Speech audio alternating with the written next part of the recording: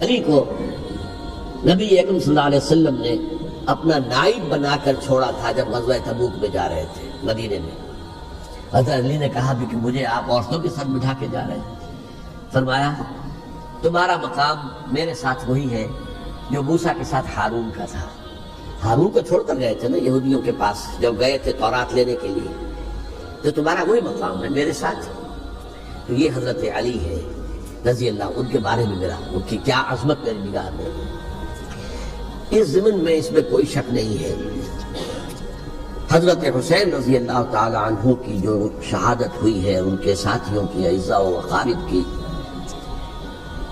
تاریخ انسانی میں یہ عزم, ہمت, شجاعت, مثابرت, صبر, استقلال, استقامت, اس کی بہت روشن مثال ہے, بہت روشن مثال ہے, بہت روشن مثال ہے. لیکن اس سے تاریخ کی رفتار پر کوئی اثر نہیں پڑا. وہ جو ملوکیت آ گئی تھی وہ اور گہری سے گہری ہوتی چلی گئی. واقعہ کربلا کے بعد تو واقعہ ہررا ہوا میں نے گنوا دیا, اس سے زیادہ تو میرے خیال میں کہ اور ہمارے لیے لائق شرم جو ہے وہ واقعہ ہے ہی نہیں اس پہلو سے. لیکن حضرت حسین کا ایک, اب ان کو یہ کہ میں مطلب یہ کہ اگر میں ان کے ہاتھ پر بیعت کر لیتا ہوں جو کہ اس وقت سامنے موجود تھے کہ یزید کی بیعت تمہارے ہاتھ پر کرتا ہوں, تو گویا کہ اپنے آپ کو سرنڈر کر دیتے. لیکن انہوں نے قتل کیا. اصل قاتلان کوفی, وہی سبائی.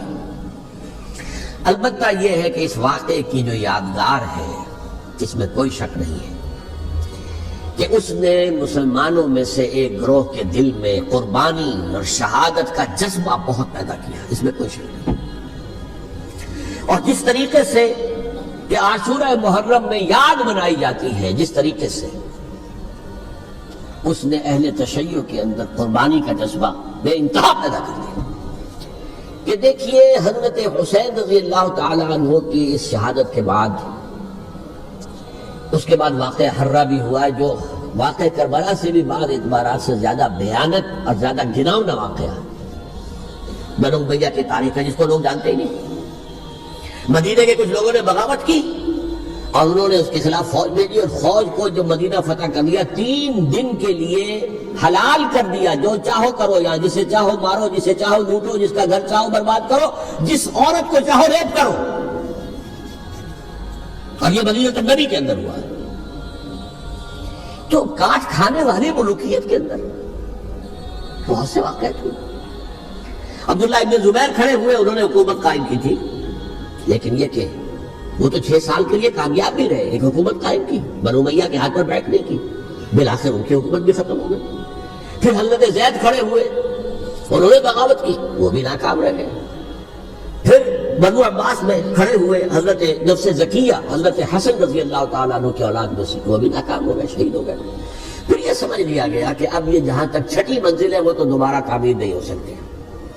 یہ تو جس کی لاٹھی اس کی بھینس, جس کے پاس طاقت ہوگی اس کی حکومت ہوگی, جس کا قبیلہ زیادہ قوی ہوگا, جس قبیلے میں زیادہ عصبیت ہوگی, مضبوط ہوگا, متحد ہوگا, طاقتور ہوگا, اسی کی حکومت ہوگی. البتہ اس کے نیچے لوگوں کے اخلاق کی اصلاح کرو.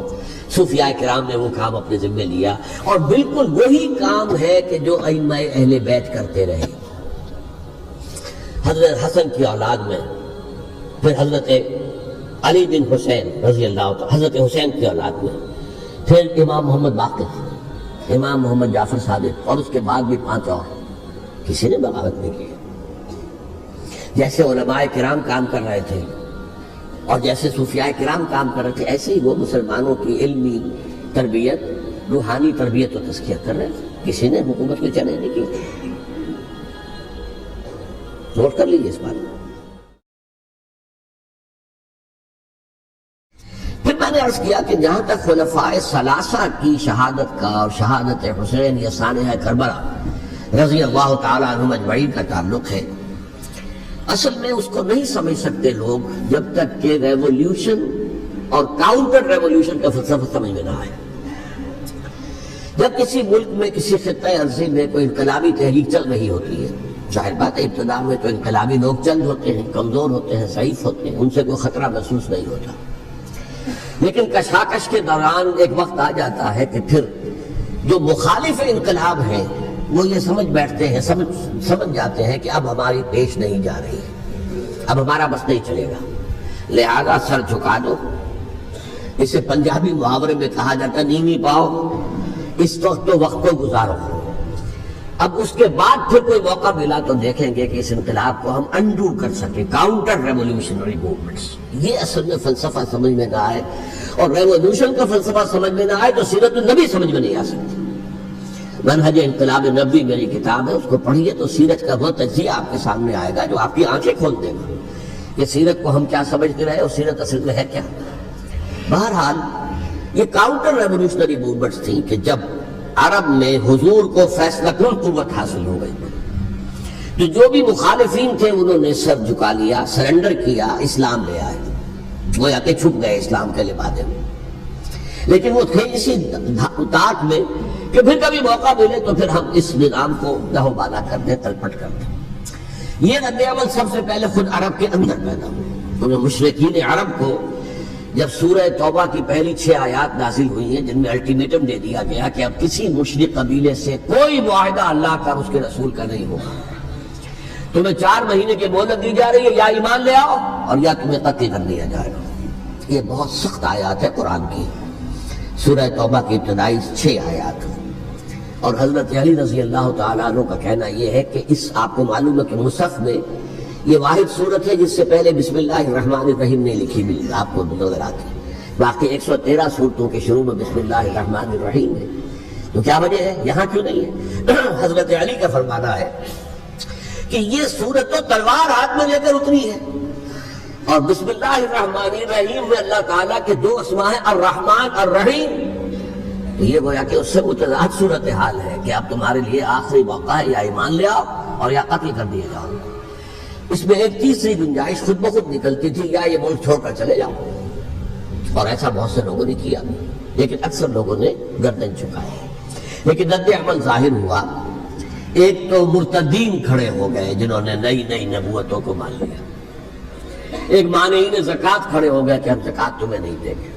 یہ رد عمل تھا مشرک عرب کا، مشرکین عرب کا۔ اور حضرت ابوبکر رضی اللہ تعالیٰ عنہ کے دفتر فضائل کا یہ بڑا اہم باب ہے، with an iron fist، حالانکہ وہ بہت رقیق القلب، کمزور، ضعیف الجسہ انسان تھے، لیکن یہ کہ عظیمت کوہ ہمالہ جو ہے ان کے اندر ظاہر ہوئی ہے، with an iron fist انہوں نے ان ساری جو رد عمل کی جو تحریکیں کی انہیں کچل کر رکھی، اور پھر پورے عرب کو گویا کہ اثر نو اس میں اسلام کے نظام کو کنسولیڈیٹ کر کے حضرت عمر کے حوالے کر دیا رضی اللہ تعالیٰ عنہ۔ حضرت عمر کے زمانے میں جو جنگیں ہوئی اس میں سلطنت روما جو ہے، جو اس وقت کی 2 سپر پاورز تھیں، سلطنت روما، قیصر روم، ہیرقلیس، ہرقل تھا اس وقت کا جو رومی جو قیصر روم تھا، حکمران تھا، شہنشاہ تھا، اور دوسری طرف ایرانی مملکت تھی، خسرو پرویز تھا۔ لیکن یہ کہ عیسائیت کے ساتھ اسلام کا اس طرح کا تصادم نہیں ہوا تھا حضور کے زمانے میں، بلکہ نجاشی رحمۃ اللہ علیہ نے تو مسلمانوں کو پناہ دی تھی۔ مقوقس پیٹریارک جو تھے اس کے الیگزینڈریا کے، انہوں نے حضور کے جو نامہ مبارک گیا تھا اس کا بہت اکرام کیا، تکریم کی، تحفے بھیجے حضور کی خدمت میں۔ ہرقل نے بھی کوشش کی تھی کسی طریقے سے، جیسے کوئی 250 برس پہلے یا 300 برس پہلے، 300 برس پہلے جیسے کانسٹنٹائن جو ایمپرر تھا روم کا، اس نے عیسائیت قبول کی تھی اور ساری سلطنت عیسائی ہو گئی تھی، لہذا اس کی سلطنت باقی رہی، اس کی حکومت باقی رہی۔ اسی طرح ہم سب مسلمان ہو جائیں، لیکن اس میں وہ ناکام ہو گیا۔ لیکن یہ کہ کوئی اس نے کنفرنٹیشن نہیں کی حضور سے۔ البتہ ایران کا معاملہ یہ تھا کہ اس کے پرخچے اڑ گئے، اس نے حضور کے نامہ مبارک کو چاک کیا تھا، حضور نے فرمایا جب اطلاع ملی کہ اس نے اپنی سلطنت کو چاک کر دیا ہے، اس کے ٹکڑے کر دیے۔ بہرحال وہاں رد عمل شدید تھا، اور ایرانی جان لیجئے کہ ان کے اندر بہت اسٹرانگ نیشنلزم ہے، آج بھی ہے اسٹرانگ نیشنلزم، لہذا ان کے ہاں رد عمل شدید تھا۔ ان کی تو سلطنت ختم ہو گئی، نسیہ منسیہ ہو گئی، وجود نہیں رہا۔ لہذا وہاں سے جو کاؤنٹر ریولوشن شروع ہوا ہے وہ پھر ہرمزان جو ایک بہت بڑا جرنیل تھا، اس نے بڑی عیاری کے ساتھ اپنی جان بچائی تھی۔ یہ بڑا دلچسپ واقعہ ہے کہ وہ یعنی کنڈمڈ تھا اسلامی حکومت کی طرف سے، خلافت کی طرف سے، کہ وہ جہاں بھی پایا جائے اس کو قتل کرنا ہے۔ حضرت عمر کی عدالت میں لا کے پیش کیا گیا۔ حضرت عمر نے کہا یہ واجب القتل ہے، قتل کر دو اس کو۔ اس نے کہا اچھا مجھے ذرا پانی پلا دیجیے۔ حضرت عمر نے فرمایا ٹھیک ہے پانی لاؤ، پانی دے دو۔ پانی کا کٹورا کہ مجھے پہلے ضمانت دیجیے کہ جب تک میں یہ پانی نہ پی لوں مجھے قتل نہیں کیا جائے گا۔ ہاں ہاں ہمارا وعدہ ہے۔ اس نے وہ کٹورا پھینک دیا پانی کا، کرو مجھے قتل کیسے کرو گے، میں نے وہ پانی تو نہیں پیا۔ اس سے اپنے آپ کو بچایا اس نے۔ بہرحال آپ اختلاف کر سکتے ہیں کہ حضرت عمر کو اس عذر کو قبول نہیں کرنا چاہیے تھا، لیکن بہرحال ان کی اپنی مروت اور شرافت تھی کہ اپنے وعدے کا پاس کیا۔ اس کی سازش سے ابو لولو فیروز اس نے حضرت عمر کو شہید کیا۔ یہ گویا کہ دوسری کاؤنٹر ریولوشنری موومنٹ تھی۔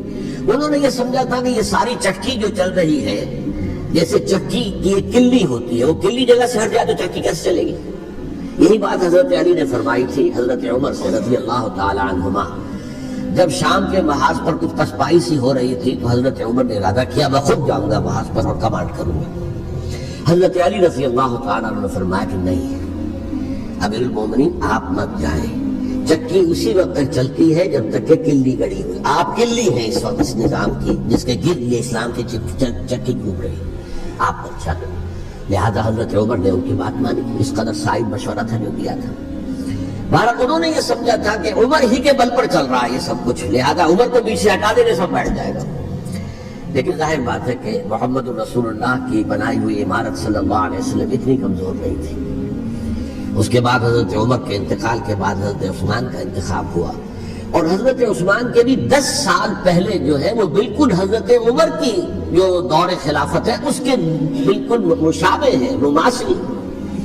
ہمارے ذہنوں میں یہ تصور بٹھا دیا گیا کہ سارے 12 سال شاید فتنہ ہی فتنہ رہا، فساد ہی فساد رہا، دنگا رہا، لڑائی رہی۔ نہیں، 10 سال پورا امن، اور جس طریقے سے فتوحات کا سیلاب حضرت عمر کے زمانے میں جا رہا تھا اسی طریقے سے حضرت عثمان کے 10 سالوں کے دوران گیا۔ آخری 2 سالوں میں ایک فتنہ اٹھا ہے، یہ فتنہ کیا ہے اس کو سمجھ لیجیے۔ مذاہب کی جو 3 سے کنفرنٹیشن ہوئی تھی، ایک تو یہ کہ مملکتوں میں سے مملکت ہرقل، برکت روم، مملکت ایران، رومی سلطنت کی 2 ٹانگیں مسلمانوں نے توڑ دی، شمالی افریقہ سے نکال دیا، مغربی ایشیا سے نکال دیا، لیکن یورپ میں وہ قائم تھا، اس کی سلطنت تھی، لیکن ایرانی سلطنت کا بالکل کیا بادشاہ ہو گیا، ختم ہو گیا۔ اسی طریقے سے 3 مذاہب سے کنفرنٹیشن ہوئی، مشرکین عرب سے، اس کا میں بیان کر چکا ہوں، ان کا پہلا وار حضرت ابوبکر کے عہد خلافت میں ہو گیا۔ دوسرے جو عیسائیوں کا معاملہ تھا ان سے بھی کوئی تصادم نہیں ہوا حضور کے حیات طیبہ کے دوران، لیکن جو یہودیت بطور مذہب، اس کو ظاہر بات ہے کہ اسلام نے اس کو ختم کیا تھا کم سے کم جزیرہ نما عرب سے۔ مدینے میں 3 قبیلے تھے جو اپنی غداری کی وجہ سے اور اپنی صلح کو توڑنے کے جرم کی پاداش میں 2 نکالے گئے، اور تیسرا جو ہے اس کے تمام جو بھی جوان افراد تھے انہیں قتل کیا گیا۔ پھر خیبر پر حملہ کیا گیا اور خیبر کو جو ہے فتح کیا گیا، وہ یہودیوں کا بہت بڑا گڑھ تھا، اور جو مدینے سے نکالے گئے تھے وہ بھی وہیں جا کر مقیم ہو گئے تھے۔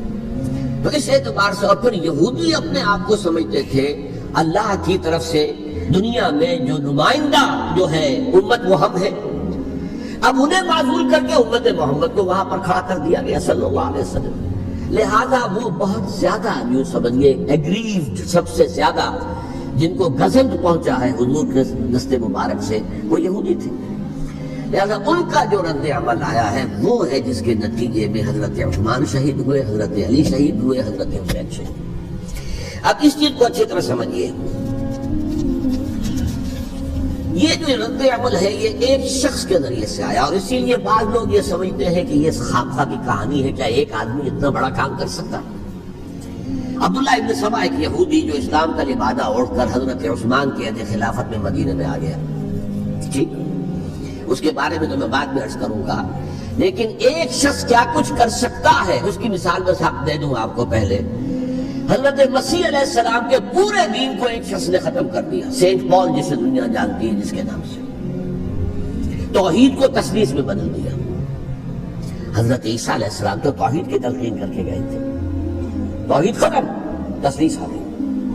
جس میں پہلے باپ ماں اور بیٹا تھے، اس کے بعد باپ بیٹا اور روح القدس ہو گئے، تثلیث۔ نمبر 2، شریعت موسوی کو ساقط کر دیا، لہذا اب پالزم جو ہے، کرسچینٹی نہیں رہی، وہ حضرت عیسیٰ کو کہہ کر گئے تھے کہ شریعت موسوی تم پر لاگو رہے گی، نافذ رہے گی، ساقط کر دیا۔ نمبر 3، اس نے عیسائیت کے دائرہ تبلیغ کو وسیع کر دیا، جنٹائلز یا گوئمز کے اندر بھی، غیر یہودیوں۔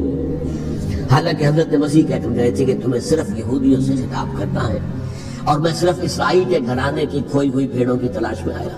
اب آپ دیکھیے حضرت مسیح کے فوراً بعد اور حضرت مسیح کی زندگی کے دوران جب تک کہ وہ موجود تھے، وہ بدترین دشمن تھا حضرت مسیح علیہ السلام کا۔ بعد میں لبادہ اڑا، اور یہ کہ مجھے مکاشفہ ہوا ہے، مکاشفے میں مسیح سے میری ملاقات ہوئی ہے، میں ان پر ایمان لے آیا ہوں، اور پھر اس نے اپنے زہد اور دینداری کا جو بھی فراڈ تھا اس کے نتیجے میں اپنی حیثیت بنا لی، دین مسیحی کو بالکل ختم کر دیا۔ آج کہاں ہے وہ دین مسیحی؟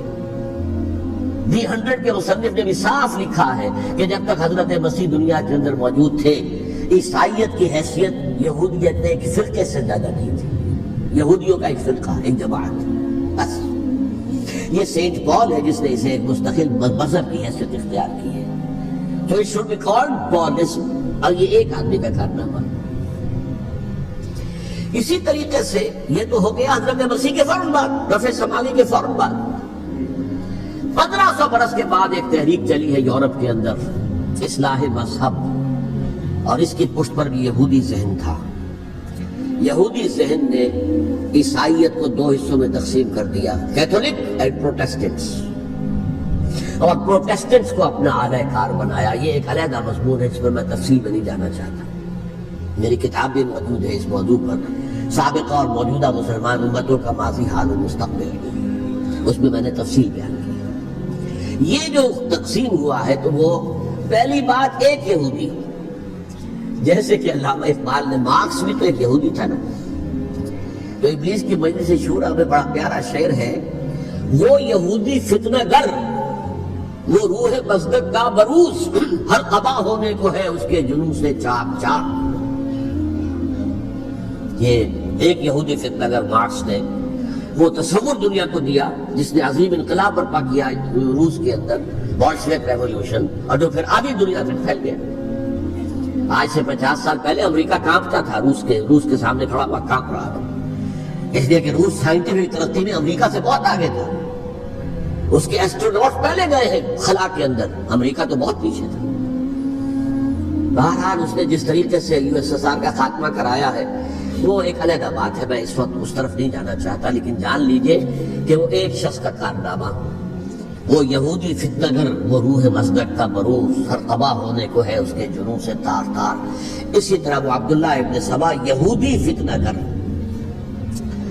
آج اہل تشیع میں سے بعض حضرات کہتے ہیں کہ یہ عبداللہ ابن سبا یہ تو افسانوی شخصیت، اس کی حقیقت کوئی تھی ہی نہیں، حالانکہ ان کی اپنی کتاب میں رجال کشی کے اندر اس کا ذکر موجود ہے، اور یہ بھی موجود ہے کہ حضرت علی رضی اللہ تعالیٰ عنہ نے اپنے عہد خلافت میں اسے زندہ جلوایا ہے۔ اس کی وجہ کیا تھی؟ یہ آیا مدینے کے اندر اسلام کا لبادہ اوڑھ کر، جس نے چند عقیدوں کی اشاعت شروع کی۔ سب سے پہلے حضرت علی تو خدا ہے، گاڈ انکارنیٹ، اوتار کا تصور، جیسے ہندوؤں میں ہے رام چندر جی خدا کا اوتار، اور عیسائیت میں بھی پہلے گاڈ انکارنیٹ کا تصور تھا کہ حضرت مسیح خدا کا اوتار ہے، انکارنیشن آف گاڈ۔ تو اس نے کہا کہ حضرت علی تو خدا کا اوتار ہے، خدا ہے۔ نمبر 2، اس نے کہا کہ ہر نبی کا ایک وصی ہوتا ہے جس کے حق میں وہ وصیت کرتا ہے، تو حضور صلی اللہ علیہ وسلم کے وصی حضرت علی ہے، لہذا خلیفہ تو اول وہ سے حضرت علی ہے، حضرت ابو بکر، حضرت عمر، حضرت عثمان، یہ تو غاصب ہے، اور حضرت عثمان کی خلافت تھی اس وقت تو خاص طور پر۔ پھر اس نے جو قبائلی عصبیت تھی اسے بھڑکایا۔ پرانی جو عصبیت چل رہی تھی قریش کے اندر، وہ 2 گھرانے ایک دوسرے کے مد مقابل تھے۔ دیکھیے ایک ہوتا ہے قبیلہ، ایک ہوتا ہے گھرانہ۔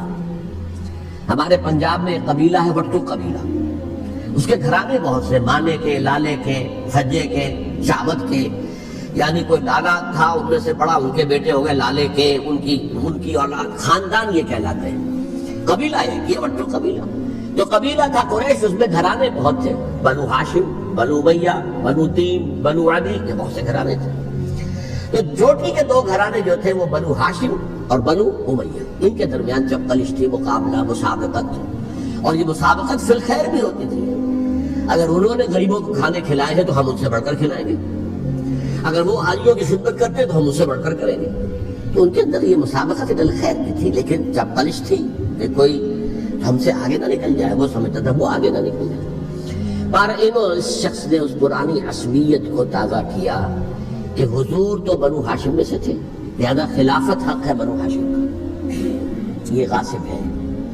اس سے پہلے دو خلفاء جو تھے وہ نہ بنو ہاشم سے تھے نہ بنو امیہ سے تھے۔ حضرت ابوبکر بنو تیم میں سے تھے، چھوٹا قبیلہ تھا۔ حضرت عمر بنی عدی میں سے تھے، وہ بھی چھوٹا قبیلہ تھا۔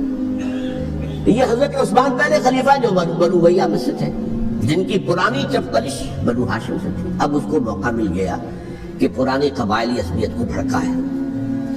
یہ ہے اصل میں اس فتنے کا پس منظر عبداللہ ابن سبا نے جو آ کر پھیلایا ہے، اور اس کی تفصیل میں اس وقت میں نہیں جا سکتا، کیسے یہ فتنہ پروان چڑھا، کیا انہوں نے اسٹریٹجی اختیار کی، کہ یہ کیا کرتے تھے، گروہ بنا کر بھیجتے تھے لوگوں کو، کوفے میں جاؤ تو وہاں پر دمشق کے گورنر کے خلاف اور مصر کے گورنر کے خلاف الزامات لگاؤ، اس نے یہ کیا، وہ غبن کر گیا، وہ یہ کر گیا، وہ خیانت کر رہا ہے، وہ رشتہ داروں کو پال رہا ہے، اور عثمان کے خلاف بھی تقریریں کرو رضی اللہ تعالیٰ عنہ۔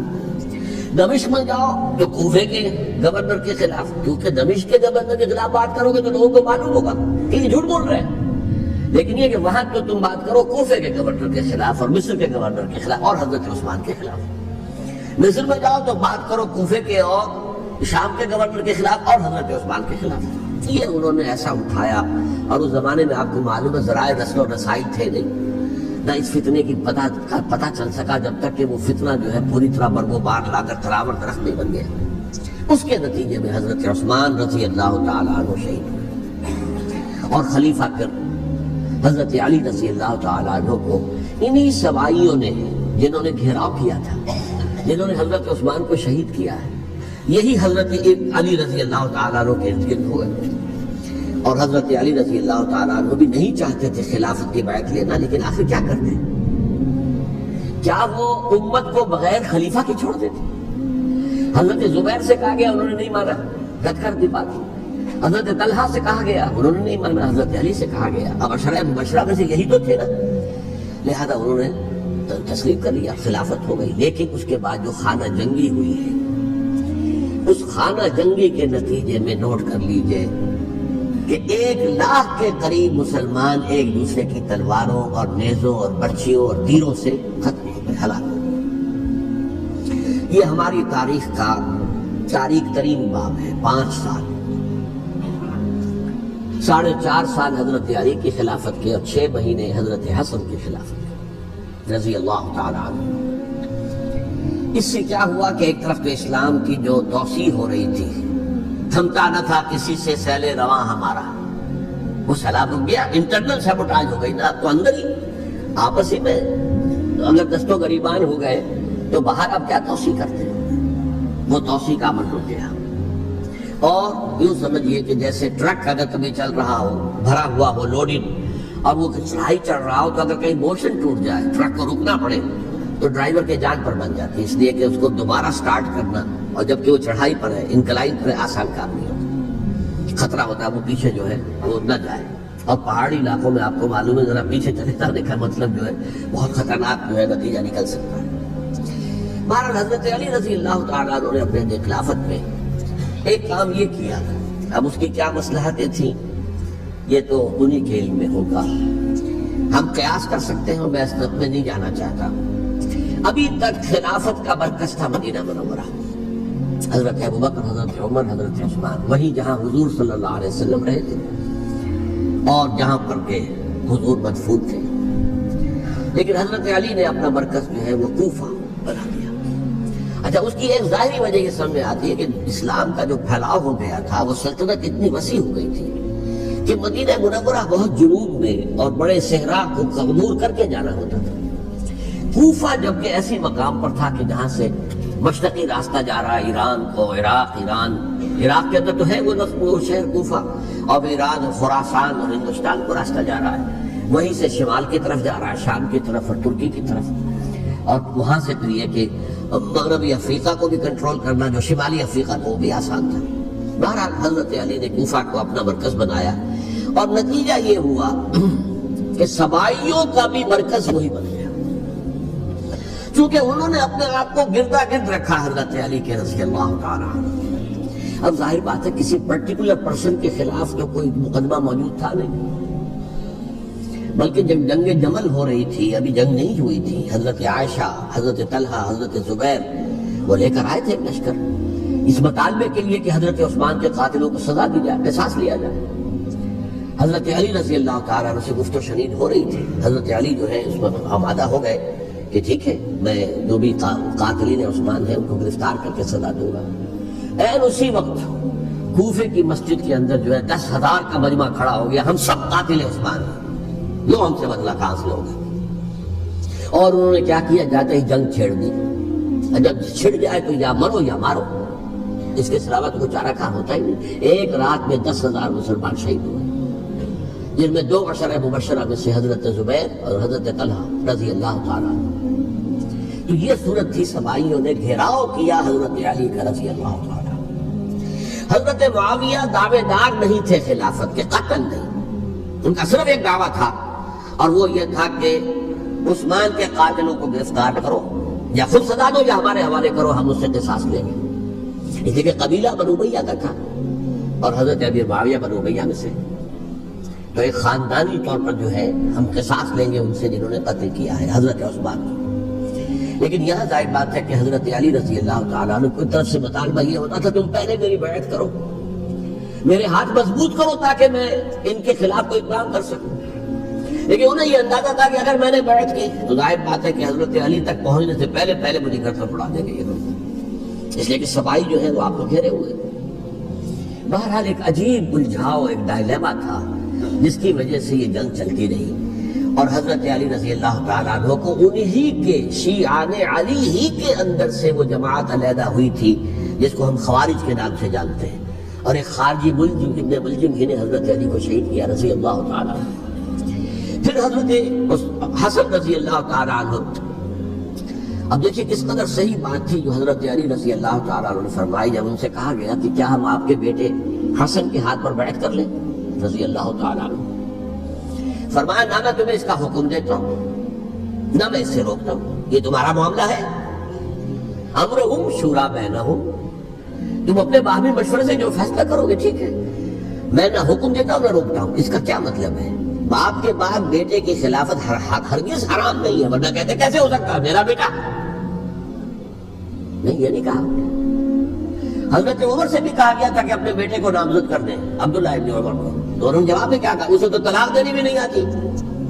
انہوں نے اپنی کسی زوجہ کو طلاق دی تھی، اور اس میں جو صحیح ترین طریقہ ہے وہ اختیار نہیں کیا تھا۔ انہیں طلاق دینے تک نہیں آتی تو میں اسے خلیفہ بنا دوں۔ یہ نہیں کہا تھا کہ باپ کے بعد بیٹا خلیفہ نہیں ہو سکتا، یہ تو نہیں تھا، کہیں حرام نہیں ہے، نہ کتاب و سنت میں، نہ کوئی حدیث ہے، نہ کہیں قرآن مجید میں۔ تو حضرت علی نے بھی فرمایا رضی اللہ تعالیٰ، نہ میں روکتا ہوں نہ حکم دیتا ہوں، یہ تمہارا اپنا معاملہ ہے۔ بعد حضرت حسن رضی اللہ تعالیٰ عنہ نے حضرت امیر معاویہ سے صلح کر لی، خلافت ان کے سپرد کر دی۔ دیکھیے میں حضرت ابوبکر، حضرت عمر، حضرت عثمان، حضرت علی کے ساتھ حضرت حسن کے دور خلافت کو بھی خلافت راشدہ میں سے سمجھتا ہوں، اور تبھی 30 سال پورے ہوتے ہیں اس حدیث کے مطابق کہ حضور نے فرمایا خلافت 30 برس رہے گی پھر ملوکیت آ جائے گی۔ تو حضرت حسن کا بہت بڑا کارنامہ یہ ہے کہ اس خانہ جنگی کا دروازہ بند کر دیا، اور یہ پیشن گوئی تھی حضور کی صلی اللہ علیہ وسلم۔ حضرت حسن کو جب بچے تھے حضور کے انتقال سے پہلے، میرا یہ بیٹا مسلمانوں کے 2 گروہوں میں صلح کرائے گا، یہ حضور کی پیشن گوئی تھی، اور وہ پیشن گوئی حضرت حسن کے علم میں بھی ہوگی یقیناً۔ بہرحال انہوں نے صلح کی حضرت امیر معاویہ کے ساتھ رضی اللہ تعالیٰ عنہ، خلافت ان کے حوالے کر دی، اور کچھ شرائط تھی طے ہو گئی، اللہ خیر صلی اللہ۔ حضور کی تو یہ پیشن گوئی جو ہے صحیح ثابت ہوئی کہ میرا یہ بیٹا مسلمانوں کے 2 بڑے گروہوں کے درمیان صلح کرا دے گا، اور سمائیوں نے انہیں تانے دیے، یا عار المومنین، اے مومنوں کے لیے موجب عار، موجب شرم، تم نے بزدلی دکھائی ہے، تم نے امیر معاویہ کو خلیفہ تسلیم کر لیا، تم نے بزدلی دکھائی، معاذ اللہ ثم معاذ اللہ ثم معاذ اللہ۔ اب میں کچھ باتیں حضرت امیر معاویہ کے بارے میں کہنا چاہتا ہوں، اس لیے کہ وہاں اس میں میں نے حضرت معاویہ کے بارے میں یہ تو بہت حدمت کے ساتھ کہا تھا، اور میں اب بھی اس پر قائم ہوں اور پوری طریقے سے قائم ہوں۔ میرا مستقل موقف یہی ہے کہ حضرت معاویہ رضی اللہ تعالیٰ عنہ کے دور خلافت کو ہم خلافت راشدہ میں شامل نہیں سمجھتے، اہل سنت میں سے کوئی بھی نہیں سمجھتا، لیکن اس کے ساتھ میں نے حضرت امیر معاویہ کے کچھ مناقب بھی بیان کیے تھے تاکہ پلڑا جو ہے ترازو کا اس کے دونوں پلڑے سامنے آ جائیں۔ لیکن یہ کہ وہ حصہ میرے اس بیان کا نکال دیا گیا، ختم کر دیا گیا، یہ میں نہیں جانتا کہ اس میں کیا مصلحت دیکھی گئی ہے۔ اس میں تو کسی کے لیے کوئی معاملہ ایسا نہیں تھا کسی کے جذبات کو جو ہے وہ ٹھیس پہنچانے والا، بلکہ میں نے کہا وہ خلیفہ راشد نہیں تھے، صاف میں نے کہا، بلکہ وہ دور ملوکیت کا آغاز ان سے ہو گیا ہے۔ بلکہ جب ایک صاحب نے یہ کہا کہ کربلا کے بعد سے دور ملوکیت آ رہی تھی، تو میں نے کہا نہیں جناب، دور ملوکیت تو 20 سال پہلے پوری ہو چکی تھی، شروع ہو چکی تھی۔ حضرت امیر معاویہ کے بھی 20 سال جو ہے وہ دور ملوکیت میں شمار ہیں۔ انہیں کسرى العرب بھی کہا گیا، عرب کے کسریٰ، جو شہنشاہ ایران کا خطاب تھا، حضرت معاویہ رضی اللہ تعالیٰ عنہ کو کسرى العرب کہا گیا، عرب کا کسریٰ یہ۔ لیکن دوسری طرف یہ ہے کہ وہ صحابی رسول ہے رضی اللہ تعالیٰ عنہ، حضور کے برادر نسبتی بھی ہیں، حضور کے سالے ہیں، ان کی ہمشیرہ ام حبیبہ حضور کی زوجہ محترمہ ہے، ام المومنین ام حبیبہ رضی اللہ تعالیٰ عنہ۔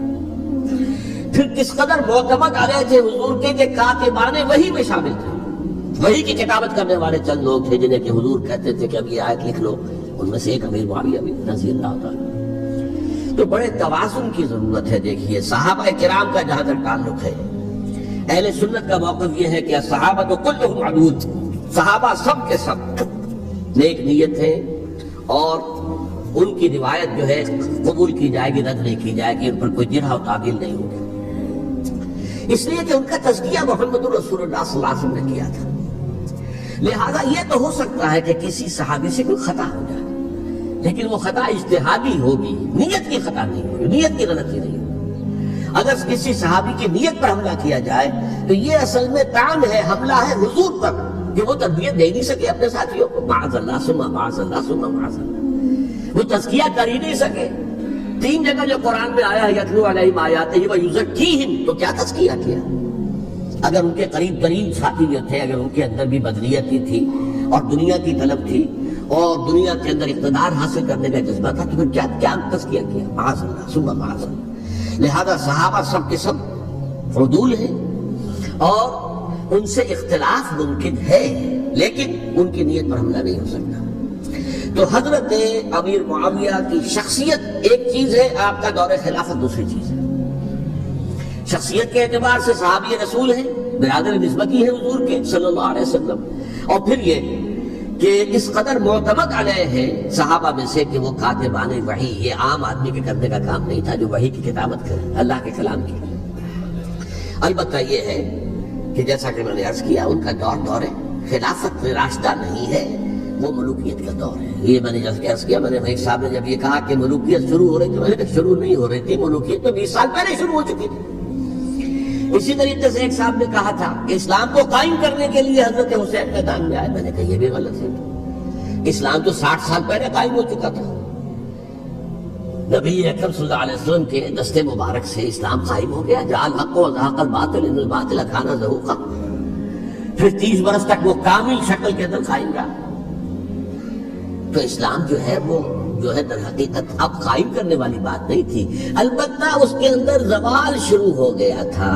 اس زوال کے عمل کو روکنے کے لیے حضرت حسین میدان میں آئے۔ یہ اس چیز کو صحیح تاریخی پرسپیکٹو میں رکھنا، تو جس طرح سے دین کو قائم کرنے کے لیے دین قائم تو کیا محمد رسول اللہ صلی اللہ علیہ وسلم والذین معہ رضی اللہ تعالیٰ عنہ، انہوں نے کیا تھا۔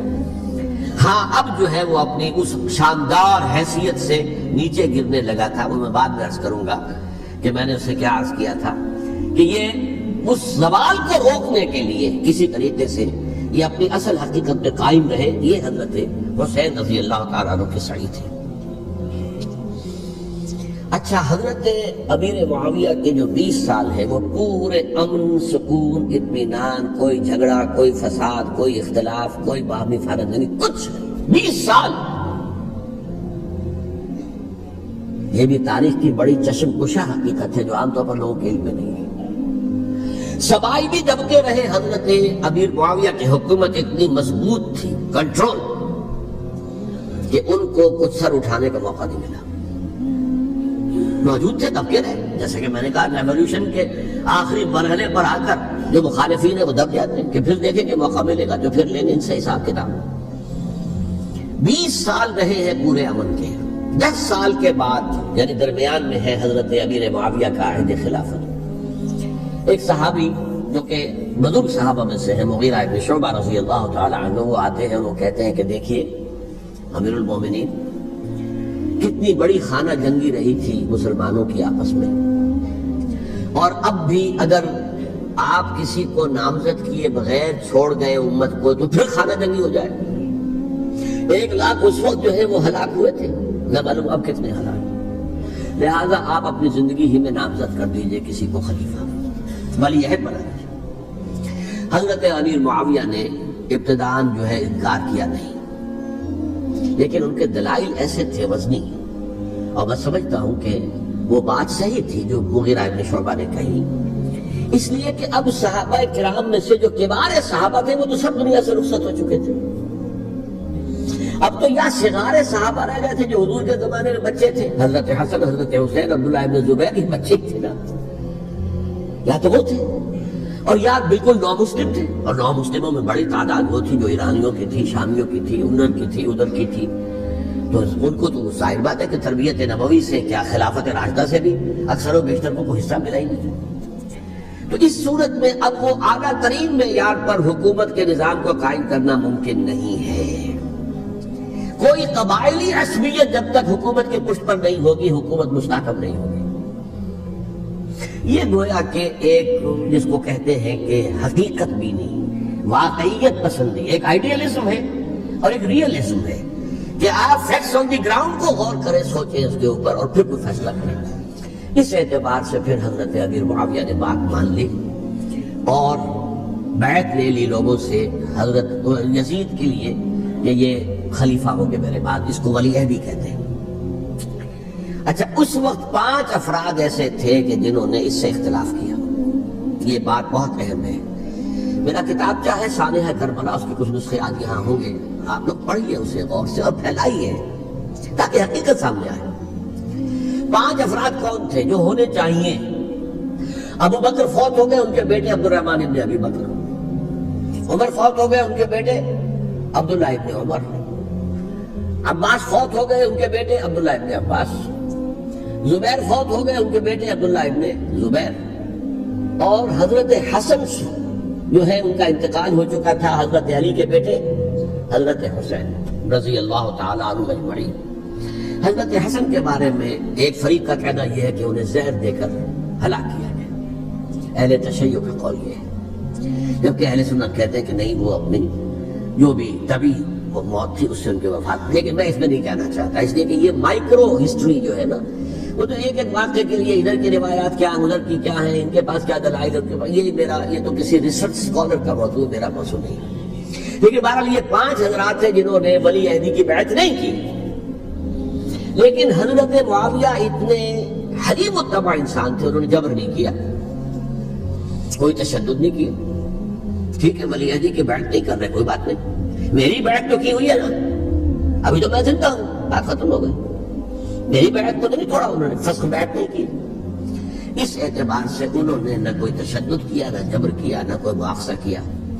لیکن جب امیر معاویہ کا انتقال ہو گیا، اب ولی عہدی کی بجائے وہ اب خلافت کی بیعت ہوئی، سب لوگوں نے بیعت کر لی۔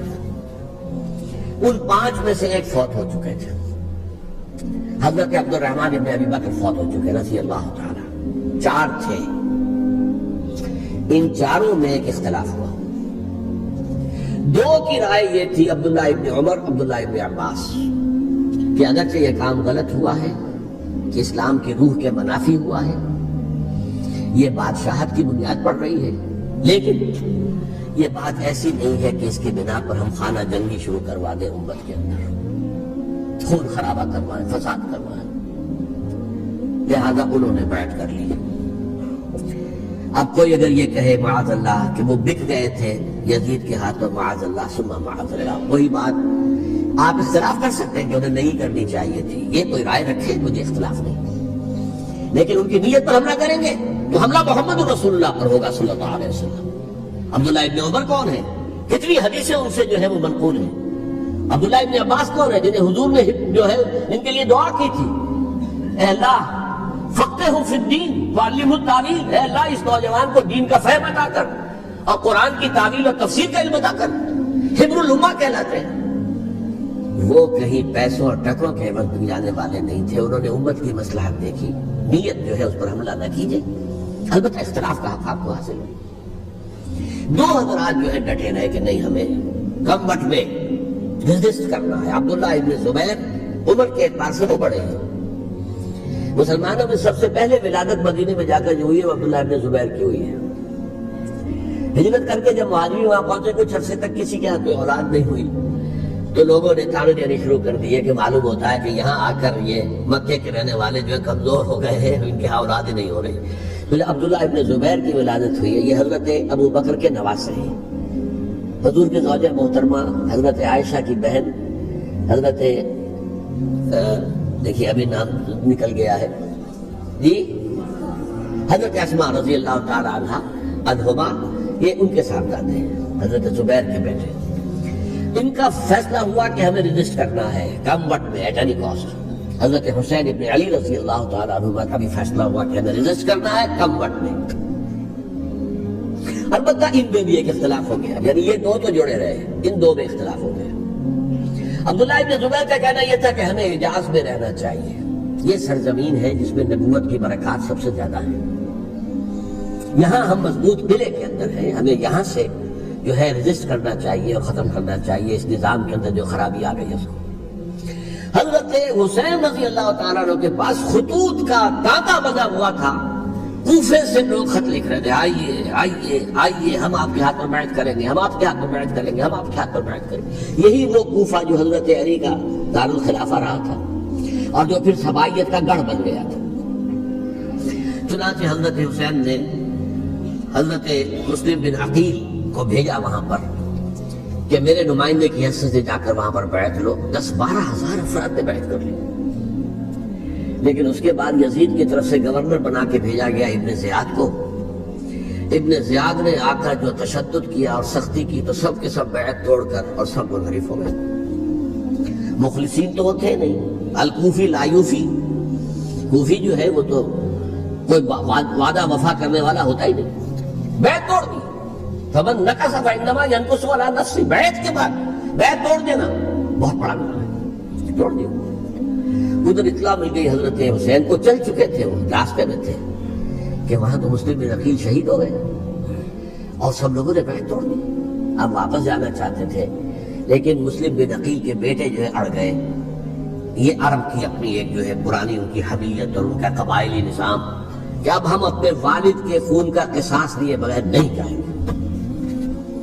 حضرت حسین رضی اللہ تعالیٰ عنہ کی مروت اور شرافت کے لیے میرا ساتھ دینے کے لیے آئے تھے، اب میں ان کا ساتھ نہ دوں تو یہ تو شرافت حکومت کے خلاف ہے۔ کہا اچھا چلو چلتے۔ وہاں جا کر بھی عین اپنے میدان کے اندر بھی حضرت حسین رضی اللہ تعالیٰ عنہ نے 3 چیزیں پیش کی ان کوفیوں کے لشکر کے خلاف۔ سب سے بڑا لشکر کے اندر سب سے بڑے تو کوفی تھے جنہوں نے بیعتیں کی ہوئی تھی حضرت حسین کے ساتھ۔ دیکھو مجھے جانے دو واپس حجاز کی طرف، یا مجھے سرحدوں پر بھیج دو تاکہ میں کافروں کے ساتھ جنگ کرتے ہوئے اپنی جان دے دوں، یا مجھے یزید کے پاس جانے دو، میں اپنا معاملہ اس سے طے کر لوں۔ لیکن کوفیوں کو یہ گوارا نہیں تھا۔ اگر یہ یزید کے پاس پہنچ گئے تو ہمارا کچا چٹھا تھا بیان کر دیں گے کہ مجھے تو ان لوگوں نے برگلا کر بلایا تھا۔ اس لیے کہ دیکھیے حضرت امیر معاویہ کے 20 سالوں کے دوران میں بتا چکا ہوں ان کی حکومت اتنی مستحکم تھی کہ اس کے خلاف کوئی فتنہ اٹھانا ممکن نہیں تھا۔ اب چونکہ چینج اوور ہوا تھا، اور چینج اوور میں آپ کو معلوم ہوتا ہے کہ ایک جس کو کہتے ہیں every thing is in the melting پاٹ، ابھی تو یہ درمیان کے اندر معاملہ ہے، تو انہیں موقع ملا، سر اٹھایا حضرت حسین رضی اللہ تعالیٰ عنہ کو، جو خطوط لکھے جس کے کہ تھیلے کے تھیلے اور بوریوں کی بوریاں بھری ہوئی حضرت حسین کے ساتھ تھی، وہ کہا کہ آئیے ہم آپ سے بیعت کریں گے، انہوں نے نہیں مانا۔ اور اصل میں حضرت حسین کے قاتل وہ کوفی ہیں، وہ بزدل، وہ منافق، جنہوں نے بیعت کر کے بیعت توڑی، اور اب وہ آ گئے کہ اگر یہ حسین رضی اللہ تعالیٰ عنہ بچ کر کہیں یزید کے پاس پہنچ گئے تو پھر ہمارا کچا چٹھا جو ہے وہ سامنے آ جائے گا اور ہماری پھر شامت آ جائے گی، لہذا انہوں نے قتل کیا حضرت حسین کو رضی اللہ تعالیٰ۔ ایک بات جو علامہ ڈاکٹر قلب صادق نے فرمائی، اور مجھے میرے علم میں یہ بات پہلے نہیں تھی، وہ یہ کہ حضرت حسین کے قتل کا فتویٰ ایک بہت بڑے مفتی نے دیا تھا۔ یہ بات بھی ذرا سمجھ لیجیے، حضرت حسین رضی اللہ تعالیٰ عنہ کے قتل کا فتویٰ ایک بہت بڑے مفتی نے دیا تھا۔ کیوں دیا تھا؟ اس لیے کہ حضور کی احادیث موجود ہیں کہ جب ایک شخص کی ایک خلیفہ کی بیعت ہو جائے تو دوسرا اگر کھڑا ہو تو اسے قتل کر دو، کھلی حدیث۔ اسی لیے ایک بہت بڑے مفسر بھی ہیں، فقیہ بھی ہیں، قاضی ابن العربی رحمۃ اللہ علیہ، ایک ابن عربی ہیں الف لام کے بغیر، ابن عربی، وہ بہت بڑے صوفی ہیں، فلسفی ہیں، اندلس کے ہیں۔ یہ قاضی ابن العربی ہے جنہوں نے قرآن کی تفسیر لکھی ہے اس اعتبار سے کہ صرف ان آیات کی تفسیر جن سے کہ فقہی احکام جو ہیں ان کا استنباط ہوتا ہے۔ یہ دو تفسیریں اس طور سے لکھی گئی ہیں قرآن مجید کی، احکام القرآن ان کا نام ہے دونوں کا، ان میں سے ایک جو ہے قاضی ابن العربی کی ہے، ان کا ایک جملہ نقل ہوتا ہے، قتل الحسین بسیف جدہ، حسین قتل ہو گئے اپنے ہی نانا کی تلوار سے۔ وہ تلوار کیا تھی؟ جب کسی کی بیعت ہو چکی ہو پھر کوئی کھڑا ہو مدعی خلافت، میرے نزدیک حضرت حسین مدعی خلافت نہیں تھے، یہ بات اس وقت سامنے لوگوں کے نہیں آئی، بلکہ حکومت نے یہ باور کرا دیا کہ یہ تو باغی ہے، یہ مدعی ہے خلافت کے، انہوں نے تو دعویٰ نہیں کیا خلافت کا، وہ تو صرف اس عمل کو روکنے کے لیے میدان میں آئے تھے۔ اور اس بات کو اچھی طرح سمجھ لیجئے کہ اس وقت تک یہ جو تصور آج ہمارے پاس ہے کہ ریاست علیحدہ ہے، حکومت علیحدہ ہے، state of Pakistan, we are loyal to the state of Pakistan, ہم ریاست پاکستان کے وفادار ہیں، گورنمنٹ آف پاکستان کے وفادار نہیں ہیں، we are not loyal to the government. Government تو کبھی بے نظیر کی تھی، ہم اس کے خلاف تحریک چلا رہے تھے، یا کبھی کسی اور کی تھی اس کے خلاف تحریک چل رہی ہے، یا کبھی ضیاء الحق کی تھی اس کے خلاف تحریک چل رہی ہے۔ گورنمنٹ کو بدلنا تو عوام کا حق ہے، آج، اس وقت نہیں تھا، اس وقت ریاست اور حکومت کا کوئی فرق نہیں تھا، لہذا جو حکومت سے اختلاف کرے گویا کہ باغی ہے۔ یہ ہے اصل میں وہ پیچیدہ مسئلہ کہ کیوں کسی مفتی نے فتویٰ دے دیا، اس لیے کہ اس وقت تک ریاست اور حکومت کا فرق واضح نہیں تھا دنیا پر۔ یہ تو ابھی کوئی 100-150 سال کی بات ہے کہ آج ہمارا جو پولیٹیکل سائنس کا ایولیوشن ہوا ہے وہ اسٹیج تک پہنچ گیا ہے کہ اسٹیٹ علیحدہ ہے، حکومت علیحدہ ہے۔ حکومت تو اسٹیٹ کے 3 آرگنز میں سے ایک آرگن ہے، ایڈمنسٹریشن حکومت کی ہے، جوڈیشری ہے اور لیجسلیچر ہے، 3 آرگنز ہیں بڑے بڑے، ان میں سے ایک ہے۔ تو حکومت کو بدلنا تو عوام کا حق ہے، چاہے وہ ووٹ کے ذریعے بدلن، چاہے ایجیٹیشن، اگر پرامن ایجیٹیشن ہے اس سے حکومت کو بدلنے کا حق حاصل ہے دستوری طور پر ہر اعتبار سے۔ اس وقت یہ نہیں تھا، لہذا صورتحال یہ بن گئی کہ حکومت وقت نے باور کرا دیا مسلمانوں کو، ورنہ سوچئے نواسہ رسول کو قتل کرنا کوئی آسان کام تھا؟ آخر سب کلمہ گو تھے کہ نہیں تھے؟ کلمہ گو تو تھے نا، اور حضور سے عقیدت اور محبت میں کبھی، لیکن یہ کہ فتویٰ اگر ایک بہت بڑے مفتی کا، جو کہ حضرت علامہ ڈاکٹر قلب صادق صاحب نے فرمایا، مجھے اس مفتی کا نام بھی معلوم نہیں، کہ ایک مفتی کا فتویٰ تھا جس کے بنا پر اب ان لوگوں نے حضرت حسین کو قتل کیا، اور یہی وجہ ہے کہ انہوں نے پھر خیموں کو بھی آگ لگا دی۔ وائی؟ حالانکہ دیکھیے اگر دشمنی کا انتقام ہوتا تو حضرت علی بن حسین جو بیمار تھے، جو بعد میں زین العابدین رحمۃ اللہ علیہ کے نام سے، پھر یہ اہل تشیع کے چوتھے امام معصوم ہیں، حضرت علی، حضرت حسن، حضرت حسین، اور پھر حضرت علی بن حسین زین العابدین رحمت اللہ علیہ، کیا ان کو بھی قتل کرتے تھے؟ حضرت حسین کی نسل ہی ختم ہو جاتی، لیکن دیکھیے آگ کیوں لگائی؟ آگ اس لیے لگائی کہ وہ جو ڈاکومنٹری پروف ہے ہماری غداری کا یزید کے خلاف حضرت حسین کو جو ہم نے دعوت دی، وہ جو ڈاکومنٹری پروف خطوط کی شکل میں موجود ہے وہ ختم ہو جائے، ڈسٹرائے ہو جائے۔ اس کے لیے انہوں نے خیموں میں آگ لگائی۔ بہرحال یہ ہے تاریخی پس منظر، یہ اسی سبائی فتنے کا تسلسل ہے جس نے سب سے پہلے حضرت عثمان کی جان لی رضی اللہ تعالیٰ عنہ۔ 5 سال تک مسلمانوں میں خانہ جنگی رکھی، حضرت علی کو پھر شہید کیا، اور اس کے بعد جو ہے 20 سال حضرت امیر معاویہ کے تو سر نہیں اٹھا سکے، لیکن پھر جب ایک چینج اوور ہو رہا تھا تو اس وقت انہوں نے موقع غنیمت سمجھا کہ اب کھڑے ہو جاؤ اور اب دوبارہ ایک فتنہ جو ہے اس کو امت کے اندر پیدا کر دو۔ اچھا، اس معاملے میں ایک بات جو میں نے وہاں کہی کہ ہمارے ہاں شاعرانہ جو مبالغہ آمیزی ہے، یہ میری گفتگو کا حصہ انہوں نے حذف کر دیا ہے، اور میں نے ایک سنی شاعر بہت بڑے عالم جن کے حوالے سے آج بھی میری تقریر ہوگی خالد دینہ ہال میں، مولانا محمد علی جوہر کے ایک شعر کے حوالے سے کہا کہ قتل حسین اصل میں مرگ یزید ہے، اسلام زندہ ہوتا ہے ہر کربلا کے بعد۔ میں نے کہا بالکل محمل شعر ہے، اسلام مرا ہی نہیں تھا، زندہ ہونے کا کیا سوال؟ اور اگر کسی درجے میں مزمحل یا زخمی ہوا تھا تو وہ تو رہا، کربلا کے بعد بھی رہا، یزید کی حکومت بھی رہی، بنو امیہ کی حکومت بھی چلی، وہ تبدیلی تو نہیں آئی۔ یہ کیا کہہ رہے ہیں اسلام زندہ ہوتا ہے کربلا کے بعد؟ میں نے کہا اسلام مرا نہیں تھا۔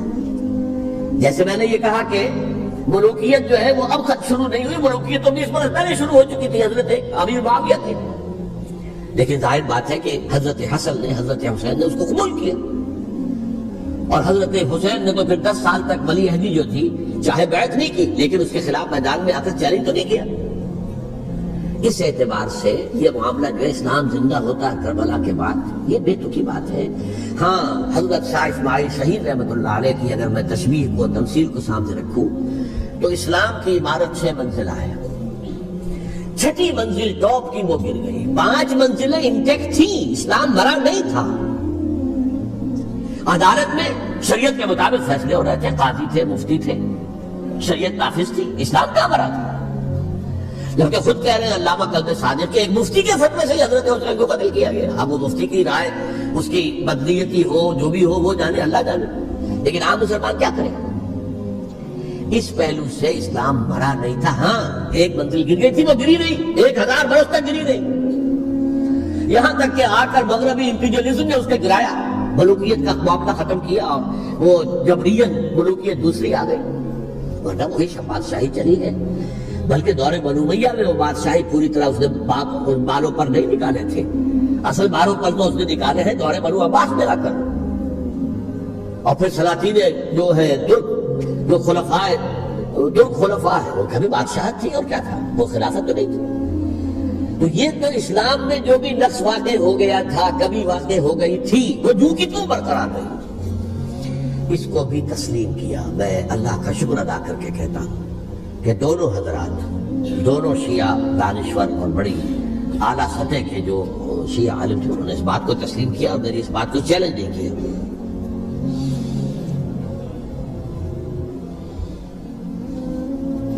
اصل میں تیسری بات میں نے یہ کہی کہ دیکھیے حضرت حسین رضی اللہ تعالی عنہ کی اس شہادت کے بعد، اس کے بعد واقعہ حرہ بھی ہوا ہے، جو واقعہ کربلا سے بھی بعض اعتبارات سے زیادہ بھیانک اور زیادہ گھناؤنا واقعہ ہے۔ بنو امیہ کی تاریخ ہے جس کو لوگ جانتے ہی نہیں۔ مدینہ کے کچھ لوگوں نے بغاوت کی اور انہوں نے اس کے خلاف فوج بھیجی، اور فوج کو جب مدینہ فتح کر دیا 3 دن کے لیے حلال کر دیا، جو چاہو کرو، یہاں جسے چاہو مارو، جسے چاہو لوٹو، جس کا گھر چاہو برباد کرو، جس عورت کو چاہو ریپ کرو، اور یہ مدینہ النبی کے اندر ہوا۔ تو گاٹ کھانے والی ملوکیت کے اندر بہت سے واقعات ہوئے۔ عبداللہ ابن زبیر کھڑے ہوئے، انہوں نے حکومت قائم کی تھی، لیکن یہ کہ وہ تو 6 سال کے لیے کامیاب بھی رہے، ایک حکومت قائم کی، بنو امیہ کے ہاتھ پر بیٹھ نہیں کی، بالآخر ان کی حکومت بھی ختم ہو گئی. پھر حضرت زید کھڑے ہوئے, انہوں نے بغاوت کی, وہ بھی ناکام رہ گئے. پھر بنو عباس میں کھڑے ہوئے حضرت نفس زکیہ, حضرت حسن رضی اللہ تعالیٰ عنہ کی اولاد میں سے, وہ بھی ناکام ہو گئے, شہید ہو گئے.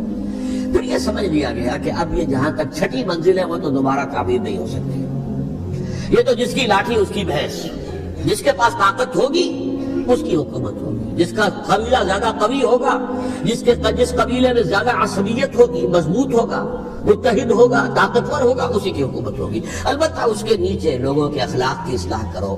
صوفیاء کرام نے وہ کام اپنے ذمہ لیا, اور بالکل وہی کام ہے کہ جو ائمہ اہل بیت کرتے رہے.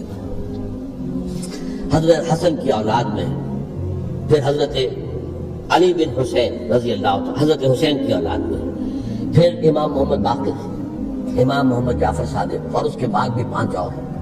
کسی نے بغاوت نہیں کی. جیسے علماء کرام کام کر رہے تھے اور جیسے صوفیاء کرام کام کر رہے تھے, ایسے ہی وہ مسلمانوں کی علمی تربیت, روحانی تربیت و تزکیہ کر رہے تھے. کسی نے حکومت کو چیلنج نہیں کیا. نوٹ کر لیجیے اس بات کو. حضرت علی نے بھی چیلنج نہیں کیا تھا, حضرت حسن نے چیلنج نہیں کیا, خود صلح کر لی. تو ائمہ اہل بیت جو 12 یہ گنتے ہیں, جن میں سے آخری جو ہے حضرت مہدی کو تو ابھی ظاہر ہونا ہے, ان کے عقیدے کے مطابق وہ روپوش ہے, وہ ظاہر ہوں گے. لیکن 11 حضرات کے بارے میں یہ کہ حضرت حسین کے سوا کسی نے بھی چیلنج نہیں کیا مفتی نظام, اور حضرت حسین نے بھی اس مغالطے پر کیا کہ کوفی ساتھ دیں گے, اور یہ موقع ہے کہ یہ جو چھٹی منزل اسلام کی گر گئی ہے اسے دوبارہ تعمیر کر دیا جائے. انہوں نے خلافت کا دعویٰ نہیں کیا تھا, یہ انہیں عوام کو مغالطے میں مبتلا کیا گیا کہ یہ خلافت کا مدعی ہو کر سامنے آیا. جیسا کہ میں نے آپ سے کہا تھا, امیر معاویہ نے حضرت علی کے عہد خلافت میں کبھی خلافت کا دعویٰ نہیں کیا. مدعی خلافت نہیں تھے وہ تو یہ کہتے تھے کہ قاتلان حسین جو ہے, قاتلان عثمان کو سزا دو, قصاص دو, بس. اسی طرح حضرت حسین نے بھی, اب دیکھیے اس ضمن میں اس میں کوئی شک نہیں ہے, حضرت حسین رضی اللہ تعالی عنہ کی جو شہادت ہوئی ہے, ان کے ساتھیوں کی, اعزاء و اقارب کی, تاریخ انسانی میں یہ عزم, ہمت, شجاعت, مثابرت, صبر, استقلال, استقامت, اس کی بہت روشن مثال ہے, بہت روشن مثال ہے, بہت روشن مثال ہے. لیکن اس سے تاریخ کی رفتار پر کوئی اثر نہیں پڑا. وہ جو ملوکیت آ گئی تھی وہ اور گہری سے گہری ہوتی چلی گئی. واقعہ کربلا کے بعد تو واقعہ ہر ہوا میں نے گنوا دیا, اس سے زیادہ تو میرے خیال میں کہ اور ہمارے لیے لائق شرم جو ہے وہ واقعہ ہے ہی نہیں اس پہلو سے. لیکن حضرت حسین کا ایک, اب ان کو یہ کہ میں, مطلب یہ کہ اگر میں ان کے ہاتھ پر بیعت کر لیتا ہوں جو کہ اس وقت سامنے موجود تھے, کہ یزید کی بیعت تمہارے ہاتھ پر کرتا ہوں, تو گویا کہ اپنے آپ کو سرنڈر کر دیتے. وہی خطرہ جو امیر معاویہ کو تھا کہ مجھے وہ تو پہنچنے بھی نہیں دیں گے علی تک رضی اللہ تعالیٰ عنہ, اور مجھے پہلے شہید کر دیں گے. یہی خطرہ حسین کو تھا رضی اللہ تعالیٰ عنہ کہ مجھے یزید تک پہنچنے نہیں دیں گے, پہلے قتل کر دیں گے. اور ویسے بھی یہ ایک شرافت, مروت اور حمیت اور غیرت اور عزت نفس کا تقاضا بھی تھا کہ بھائی معاملہ ہے یزید کا, میرا مجھے وہاں جانے دو, اللہ نہ کر سکا. You can escort me, میرے دائیں بائیں چلو تاکہ میں کہیں اور بھاگ نہ جاؤں تمہارے خیال میں, مجھے وہاں پہنچا دو, میں وہاں پہ جا کے اسے معاملہ کر لوں. لیکن انہوں نے قتل کیا. اصل قاتلان کوفی, وہی سبائی. البتہ یہ ہے کہ اس واقعے کی جو یادگار ہے اس میں کوئی شک نہیں ہے کہ اس نے مسلمانوں میں سے ایک گروہ کے دل میں قربانی اور شہادت کا جذبہ بہت پیدا کیا, اس میں کوئی شک نہیں. اور جس طریقے سے کہ عاشورہ محرم میں یاد منائی جاتی ہے, جس طریقے سے اس نے اہل تشیع کے اندر قربانی کا جذبہ بے انتہا پیدا کر دیا. اگرچہ وہ جذبہ بروئے کار نہیں آتا, اس لیے کہ ان کے ہاں یہ عقیدہ ہے, یہ طے ہے کہ جب تک حضرت مہدی ظاہر نہیں ہوں گے ہم کسی کے خلاف بغاوت نہیں کریں گے. یہ پوری تاریخ میں ان کا معاملہ رہا, تمام جو ہے ائمہ اہل بیت کا معاملہ رہا. جب تک مہدی نہیں آتے, keep sitting and keep waiting, wait and see, that's all. یہ تو خمینی صاحب نے کیا ہے، آیت اللہ خمینی صاحب نے، کہ انہوں نے یہ ایران کے شیعوں کو باور کرایا کہ بھائی جب آئیں گے حضرت مہدی آ جائیں گے، لیکن ہم اب ہاتھ پر ہاتھ کر بیٹھے رہیں،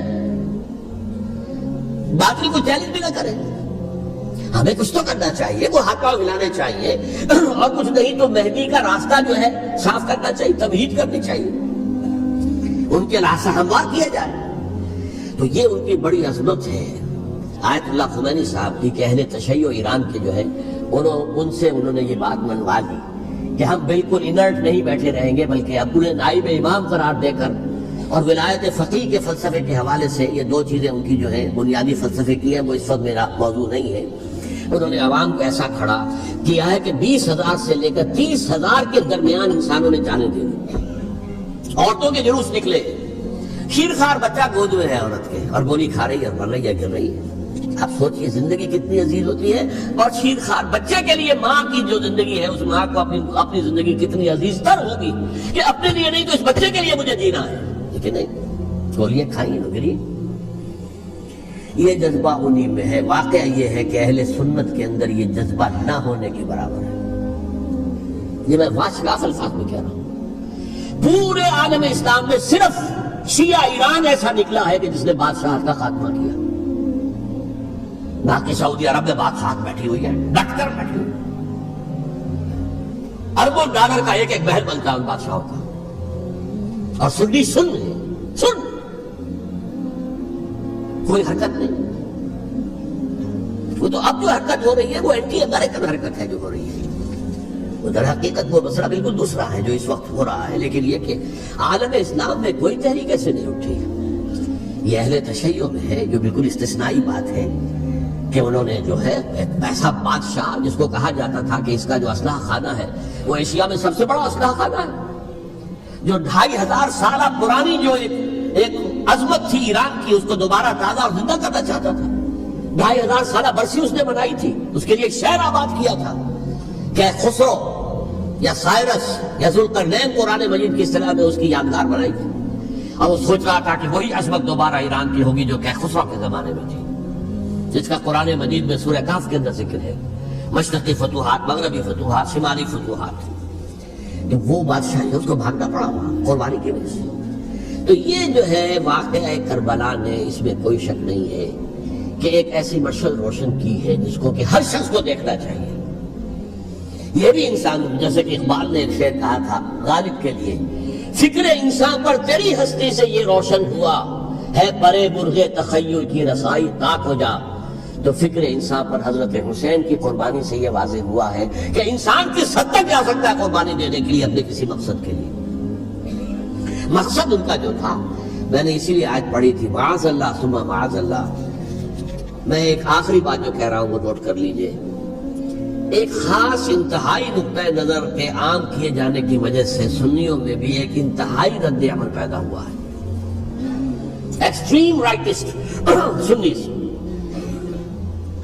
اگر ایک طرف سے حملہ کیا گیا ہے حضرت عثمان کی نیت پر، ان کو خیانت کا الزام لگایا گیا، ان پر اقربا پروری کا الزام لگایا گیا، حضرت ابو موسیٰ شریف پر خیانت اور غداری کا الزام لگایا گیا، یہ ساری چیزیں اگر صحابہ کرام کے اوپر ہوئی ہیں، امیر معاویہ پر، امیر اور عمرو بن العاص پر، تو جواب میں کچھ لوگ کھڑے ہو گئے۔ حضرت علی وہ اقتدار کے طالب تھے، معاذ اللہ ثم معاذ اللہ ثم معاذ اللہ۔ یہ اہل سنت کا موقف نہیں ہے۔ حضرت حسین اقتدار کے طالب تھے، ہرگز نہیں، ہرگز نہیں، ہرگز نہیں۔ وہی اصول جو میں نے بتایا تھا سب کے لیے لاگو رہے گا، وہ امیر معاویہ کے لیے ہے تو حضرت علی کے لیے بھی ہے، حضرت حسین کے لیے بھی ہے۔ یہ نیک نیت ہے، آپ ان کی کسی رائے سے اختلاف کر سکتے ہیں لیکن ان کی نیت پر حملہ نہیں کریں گے۔ نیت پر حملہ کریں گے آپ کا ایمان بالرسالت جو ہے وہ بدل ہو جاتا ہے۔ یہ رسول کے ساتھ ہے، رسول نے ان کا تزکیہ کیا، یتلو علیہم آیاتہ ویزکیہم، اس کا سارا عمل محمد کا کیا ہوا صلی اللہ علیہ وسلم۔ جو صحابی کے معاملے میں یہ ہمارے ہاں ان کو اہل سنت جو ہیں، جو معتدل مزاج کے، اکثریت ان کی تو چند لوگ ہیں، ذرا قلم چلا لیتے ہیں تو ان کی بہت سی کچھ چھوٹی چھوٹی کتابیں بھی شائع ہو گئی ہیں بہت، لیکن انہیں اہل سنت نے قرار دیا ناسبی یا خارجی۔ جیسے خوارج نے کہا تھا حضرت علی بھی کافر ہیں، اور حضرت امیر معاویہ بھی کافر ہیں، حضرت عمرو بن العاص بھی کافر ہے، معاذ اللہ ثم معاذ اللہ۔ ایسے ہی کچھ لوگ حضرت حسین پر بھی الزام لگاتے ہیں کہ اقتدار کی ہوس اور طلب کے اندر انہوں نے یہ سارا سفر کیا تھا، اور بس یہ ہے کہ وہ جو بازی تھی وہ ہار گئے۔ اللہ اللہ صلی اللہ، اس سے آگے کیا ہے معاملہ؟ نہیں، معاذ اللہ ثم معاذ اللہ۔ اسی لیے میں نے آیت آج جو پڑھی تھی ایک اور جو بہت بظاہر آپ کو معلوم ہوئی ہوگی، غیر متعلق ہے میرے آج کے عنوان سے، تلک الدار الآخرۃ نجعلها للذین لا یریدون علوا فی الارض ولا فسادا۔ یہ سورہ قصص کے آخری آیات میں سے، دیکھو یہ آخرت کا گھر جو ہے وہ ہم خاص کر دیں گے ان لوگوں کے لیے جو اس زمین میں اپنے اقتدار کے طالب نہیں ہوتے۔ زمین میں اقتدار کے طالب ہو گے فساد ہو جائے گا، تم بھی طالب میں بھی طالب، جھگڑا ہوگا، لڑائی ہوگی، دنگا ہوگا، فساد ہوگا۔ تلک الدار الآخرۃ نجعلها للذین لا یریدون علوا فی الارض ولا فسادا۔ جو لوگ زمین میں اپنے اقتدار کے طالب اور اس کے نتیجے میں فساد پیدا کرنے والے نہیں ہیں، ان کے لیے ہم نے آخرت کا گھر خاص کیا ہے۔ والعاقبۃ للمتقین، اور عاقبت جو ہے، انجام کار، آخرت جو ہے وہ تو متقیوں کے لیے ہے۔ اسی میں آئیں گے سب صحابہ کرام، خواہ وہ حضرت علی ہیں رضی اللہ تعالیٰ عنہ، اور خواہ وہ حضرت امیر معاویہ ہیں، حضرت عثمان ہیں رضی اللہ تعالیٰ عنہ، خواہ حضرت حسن ہیں، حضرت حسین ہیں رضی اللہ تعالیٰ عنہ، خواہ عبداللہ ابن زبیر ہیں، خواہ عبداللہ ابن عباس ہیں، خواہ عبداللہ ابن عمر ہیں رضی اللہ تعالیٰ عنہ اجمعین۔ اس اصول کو سامنے رکھ کر اختلاف آپ کر سکتے ہیں کسی سے بھی، لیکن کسی کی نیت پر حملہ کریں گے تو اصل میں آپ کا ایمان بالرسالت مجروح ہو جائے گا۔ علی کو نبی اکرم صلی اللہ علیہ وسلم نے اپنا نائب بنا کر چھوڑا تھا جب غزوہ تبوک میں جا رہے تھے مدینے میں۔ حضرت علی نے کہا کہ مجھے آپ عورتوں کے ساتھ بٹھا کے جا رہے ہیں، فرمایا تمہارا مقام میرے ساتھ وہی ہے جو موسیٰ کے ساتھ ہارون کا تھا۔ ہارون کو چھوڑ کر گئے تھے نا یہودیوں کے پاس جب گئے تھے تورات لینے کے لیے، تو تمہارا وہی مقام ہے میرے ساتھ۔ تو یہ حضرت علی ہے رضی اللہ، ان کے بارے میں میرا، ان کی کیا عظمت میری نگاہ میں۔ تو یہ 3 کتابیں ہیں، مجھے نہیں معلوم تیسرا یہاں ہے یا نہیں ہے، بہرحال آپ لوگوں کو ریکمینڈ کر رہا ہوں کہ ان کا مطالعہ کریں۔ اب یہ کہ آخری بات یہ کہ اصل ہمارے کرنے کا کام کیا ہے۔ دیکھیے کیوں نہیں کیا کسی نے بھی خروج کا معاملہ میں واضح کر چکا ہوں، بغاوت نہیں کی، کیوں؟ ایک تو ریاست اور حکومت میں فرق نہیں تھا، ذرا کھڑا ہو اور وہ باغی قرار پائیں گے، واجب القتل ہو جائیں گے، فتوے کی زد میں آ جائے، یہ معاملہ تھا۔ اور دوسرے یہ کہ عمارت پوری گری نہیں تھی، ایک منزل گری تھی۔ آج ہم کہاں کھڑے ہیں؟ پوری عمارت گری ہوئی ہے، نہ شریف عدالتیں ہیں، نہ شریف فیصلے ہیں، نہ احکام الہی نافذ ہے، نہ حدود اور قصاص کے معاملات، کچھ بھی نہیں۔ ہمارا فرض کیا ہے؟ حضرت حسین کی مدح کرتے رہیے، تعریف کرتے رہیے، صحابہ کرام کی مدح کرتے رہیے، مدح صحابہ، اس کے لیے مجلسیں قائم ہو رہی۔ بھائی کر کیا رہے ہو؟ تھے تو آبا وہ تمہارے ہی، مگر تم کیا ہو؟ ہاتھ پر ہاتھ دھرے منتظر فردا، تلک امت قد خلت لہا ما کسبت ولکم ما کسبتم۔ وہ تو ایک امت تھی جو چلی گئی، اللہ کے ہاں پہنچ گئے، جو کچھ انہوں نے کمایا وہ ان کے لیے، تمہارے لیے نہیں ہے، تمہارے لیے وہ ہوگا جو تم کماؤ گے۔ ہمارے لیے راستہ اب یہی ہے کہ خلافت راشدہ کے مکمل نظام کو اثر نو قائم کرنے کے لیے منہج انقلاب نبوی کو اختیار کریں۔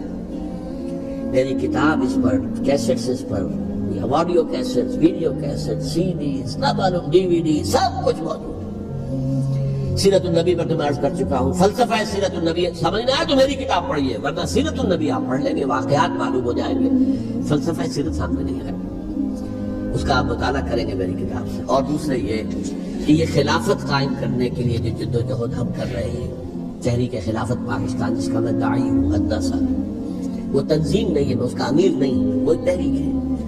جیسے تحریک پاکستان کہلاتی تھی جس کی تنظیم تھی مسلم لیگ، پارٹی کا نام مسلم لیگ تھا، لیکن تحریک پاکستان، اس طرح تحریک خلافت پاکستان وہ ہم نے چلائی ہے تنظیم اسلامی کے تحت۔ یہ خلافت جب پہلے چلی تھی آج سے 84 سال قبل، نومبر 1921 میں خالد دینا ہال میں وہ مقدمہ چلا تھا، جس کے نتیجے میں بڑے بڑے جو لیڈر تھے ہمارے، مولانا محمد علی جوہر اور مولانا حسین المدنی اور مولانا ابوالکلام آزاد، ان سب کو 2 سال کی قید کی سزا سنائی گئی تھی۔ بغاوت، مقدمہ بغاوت، یہ خالد کی لاہور ہے۔ اسی میں سن 91 یا 92 میں میں نے 3 دن تقریریں کی تھی، جن میں آج سے پھر میں 3 تقریریں کرنے والا ہوں، ایک آج شام کو، ایک کل شام کو رات 9 بجے، آج بھی کل بھی، ایک پرسوں اتوار کی صبح کو 10 بجے ہے کہ 11 بجے۔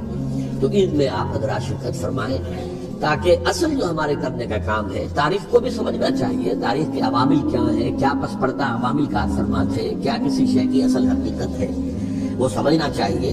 لیکن یہ ہے کہ اس اعتبار سے میں نے جب یہ لفظ استعمال کیا تھا اس مذاکرے میں، لپ سروس، کہ یہ ہم صرف لپ سروس کرتے رہے، مدح کے بیان کرتے رہے، منقبت بیان کرتے رہے، حضور کی نعتیں کہتے رہے، تو اس سے تو بات نہیں بنے گی جب تک کہ وہ فرض منصبی شہادت علی الناس کا جو ہمارے ذمے ہے بحیثیت امت محمد صلی اللہ علیہ وسلم اس کو ادا نہ کرے۔